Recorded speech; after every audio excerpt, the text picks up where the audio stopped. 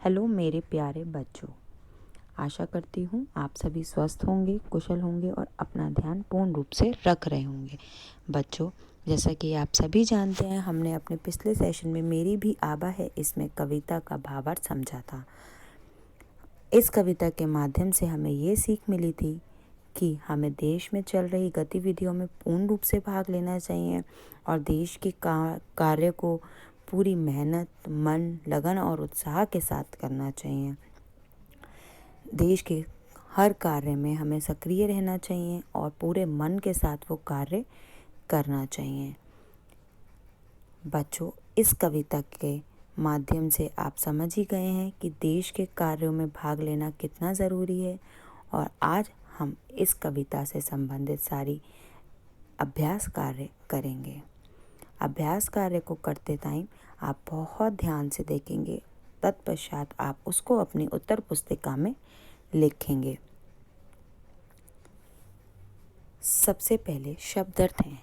शब्दार्थ मैं आपको पहले भी समझा चुकी हूँ, पर उसका पुनः अभ्यास हम आज करेंगे। सबसे पहला है नए गगन में नया सूर्य, अर्थात नए युग का नया प्रकाश। नए गगन में नया सूर्य, नए युग का नया प्रकाश।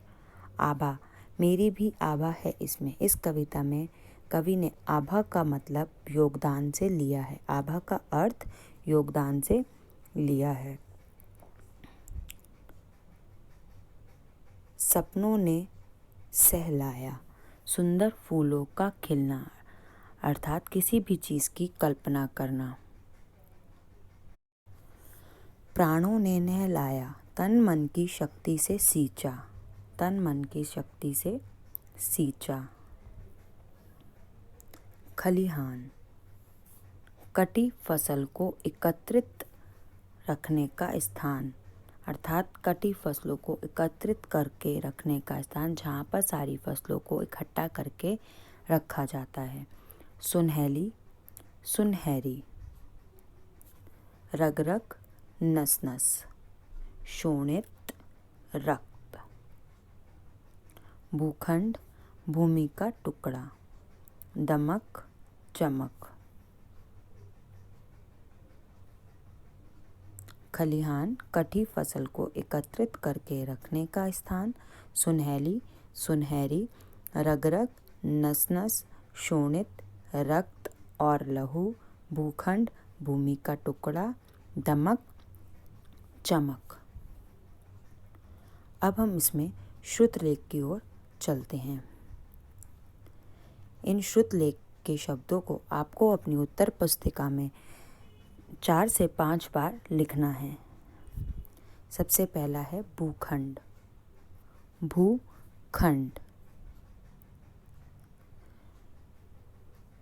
भू, भा पे ऊ, बड़े ऊ की मात्रा, ख खा पे अंग की बिंदी, ड, भूखंड। खुशबू, खुशबू। पहले खुश लिखेंगे फिर बू, खुशबू। सहलाया, सहलाया।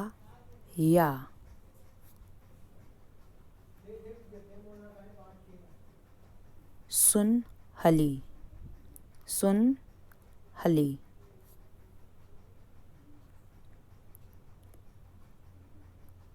खलिहान, खलिहान।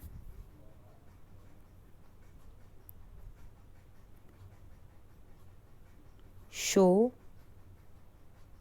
ओ, शो, ओ की मात्रा की आवाज आ रही है। शो नित, शो नित।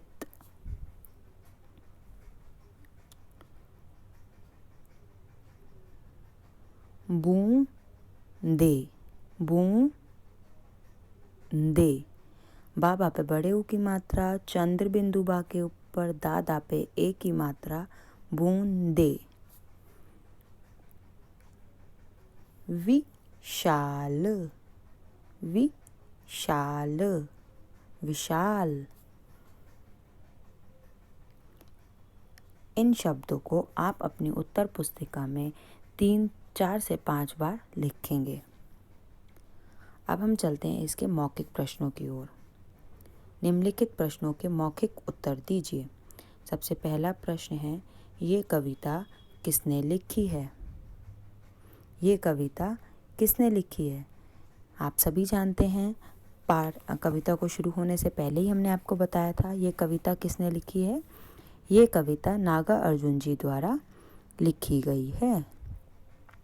ये कविता नागार्जुन जी द्वारा लिखी गई है।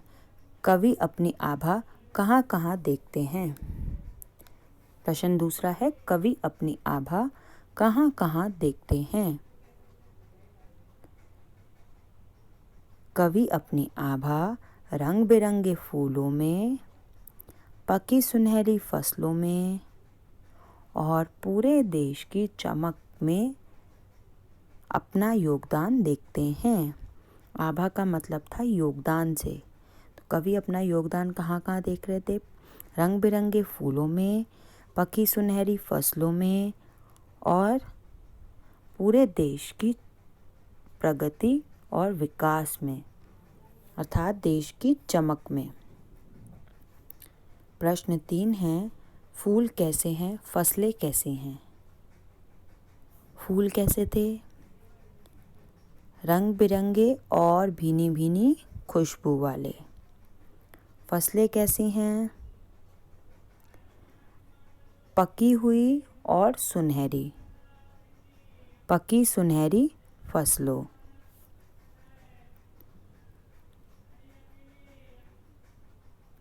अब प्रश्न दूसरा है, निम्नलिखित प्रश्नों के उत्तर लिखिए।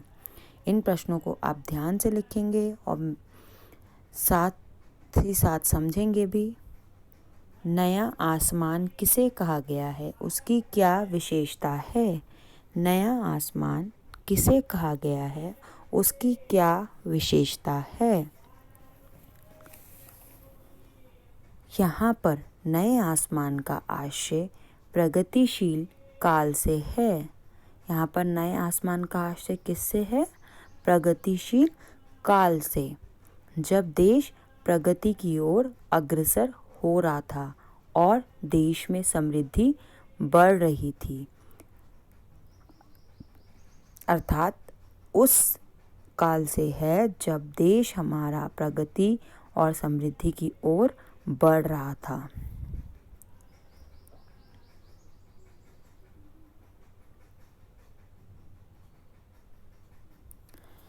फिर से एक बार इसको रिपीट करेंगे। नया आसमान का आशय प्रगतिशील काल से है, जब देश प्रगति की ओर अग्रसर हो रहा था और देश में समृद्धि बढ़ रही थी।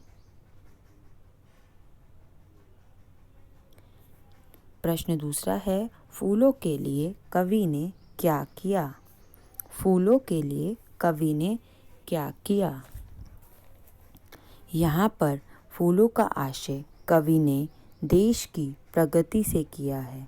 यहाँ पर फूलों का आशय कवि ने देश की प्रगति से किया है, जब सभी देशवासियों ने मिलकर परस्पर सहयोग किया तथा देश को प्रगति की राह पर अग्रसर कराया। यहाँ पर फूलों का आशय किससे है? कवि ने देश की प्रगति से किया है, जब सभी देशवासियों ने मिलकर परस्पर सहयोग किया तथा देश को प्रगति की राह पर अग्रसर कराया।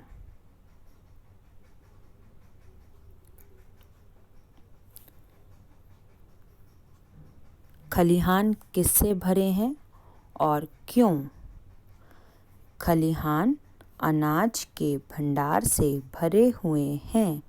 खलिहान अनाज के भंडार से भरे हुए हैं क्योंकि किसानों ने दिन रात परिश्रम किया, जिस कारण खेतों में अच्छी पैदावार हुई। खलिहान किससे भरे हैं और क्यों भरे हैं? खलिहान अनाज के भंडार से भरे हुए हैं क्योंकि किसानों ने दिन रात परिश्रम किया, जिस कारण खेतों में अच्छी पैदावार हुई।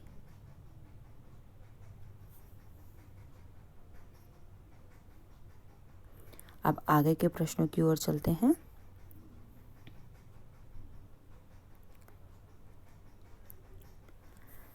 लहू की बूंदें मुस्काती हैं का क्या आशय है?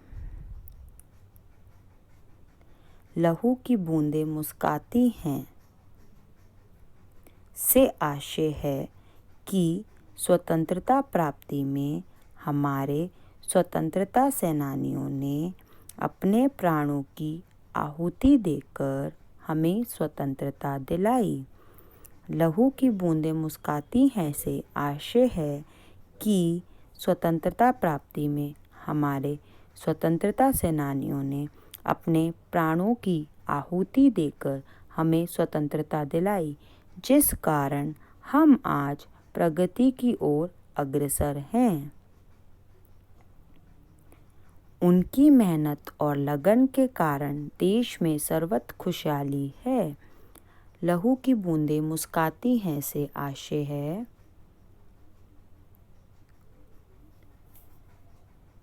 कि स्वतंत्रता प्राप्ति में हमारे स्वतंत्रता सेनानियों ने अपने प्राणों की आहुति देकर हमें स्वतंत्रता दिलाई, जिस कारण हम आज प्रगति की ओर अग्रसर हैं। उनकी मेहनत और लगन के कारण देश में सर्वत्र खुशहाली है।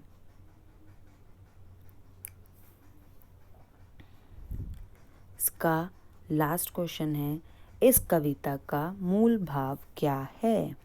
इस कविता का मूल भाव ये है कि जैसे प्रकृति की सुंदरता को नकारा नहीं जा सकता, इस कविता का मूल भाव ये है कि जैसे प्रकृति की सुंदरता को नकारा नहीं जा सकता, वैसे ही भारत में एक आम व्यक्ति के योगदान को नकारा नहीं जा सकता।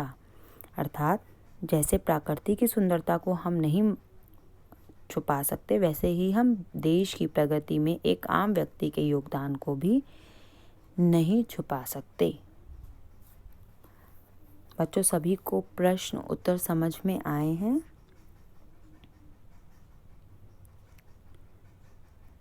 सभी को प्रश्न उत्तर समझ में आ गए हैं?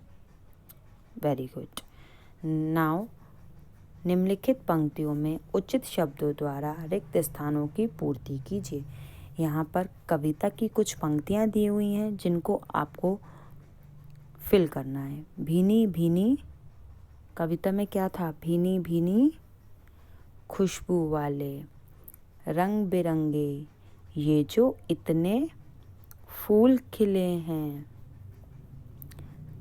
कल इनको मेरे प्राणों ने नहलाया था। फिर से देखेंगे, भीनी भीनी खुशबू वाले,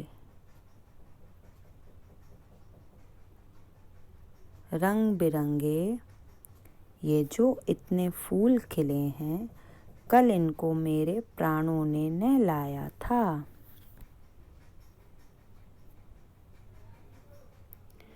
अब इसमें एक काव्यांश दे रखा है।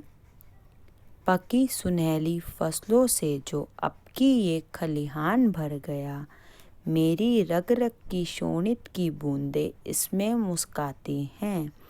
नए गगन में नया सूर्य जो चमक रहा है, ये विशाल भूखंड आज जो दमक रहा है, मेरी भी आभा है इसमें। बच्चों, इस काव्यांश के प्रश्न दिए हुए हैं, जिन प्रश्नों के उत्तर आपको अपनी ही भाषा में लिखने हैं, पर वो प्रश्न आपको इसी काव्यांश से संबंधित हैं, जिसके उत्तर आपको इसी काव्यांश में से देखकर और समझकर लिखने हैं। अब एक्सरसाइज है, सही उत्तर पर सही का चिन्ह लगाइए।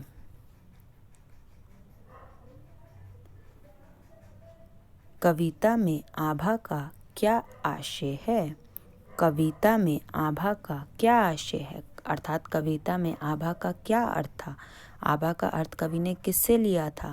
मैंने आपको बताया था ना, योगदान से। अब इसमें देखिए, योगदान ऑप्शन दे रखा है, तो हमारा सही उत्तर क्या होगा? योगदान। फूलों की क्या विशेषता है? फूल मुरझाए हुए थे, ओस से भरे हुए थे, रंग बिरंगे और खुशबूदार थे, या टूटकर गिर गए हैं? फूल क्या थे? रंग बिरंगे और खुशबूदार। मेरे सपनों ने सहलाया था का क्या आशय है? फूल खिलने के सपने देखें। फूल खिलने के सपने देखें। सूर्य किसका प्रतीक है?